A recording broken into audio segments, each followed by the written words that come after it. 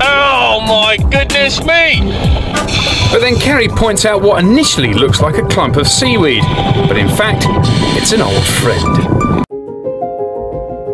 Kung titingnan mula sa malayo, aakalain mong ito ay isang damo o halamang dagat na palutang-lutang sa ilalim. Subalit kung titingnan ng mabuti, ito pala ay isang uri ng isda.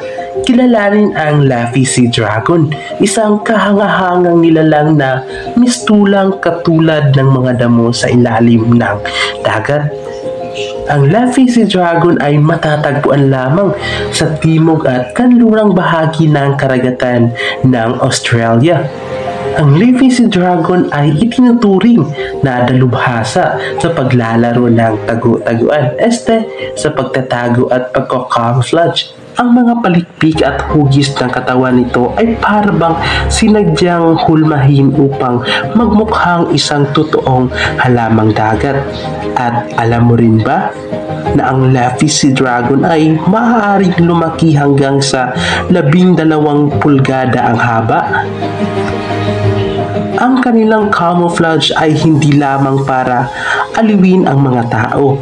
Ito ay tumutulong upang protektahan sila mula sa mga mandaragit o predators tulad ng mas malaking isda at mga ibong dagat.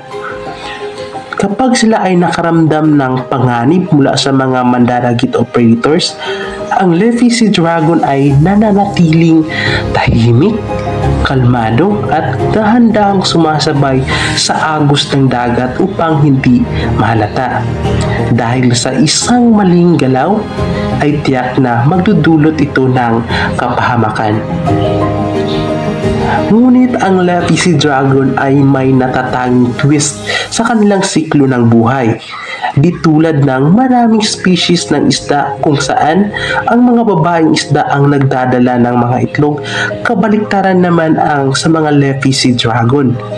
Ang lalaki ang nagdadala ng mga itlog, habang ang mga babae naman ang naglalagay ng kanilang mga itlog sa buntot ng lalaki, kung saan ang lalaking Laffy Sea Dragon ang siyang nag-fertilize at nag-aalaga sa mga ito hanggang sa sila ay mapisa. Kahanga-hanga, ang mga lalaking Laffy Sea Dragon ay maaaring magdala ng hanggang 250 na itlog sa isang pagkakataon. Sa kabila ng kanilang kamanghamanghang katangian, ang Laffy Sea Dragons ay nahaharap sa mga banta mula sa unti-unting pagkasira ng kanilang natural na tirahan at pagbabago ng klima. Kaya naman, napakahalaga ng mga conservation programs na naglalayong pangalaga ng ating karagatan upang matiyak na ang mga magagandang nilalang na ito ay mananatili sa ating karagatan. Sa buong kasaysayan, ang Laffy Sea Dragon ay nagbibigay inspirasyon sa iba't ibang myths at kwento.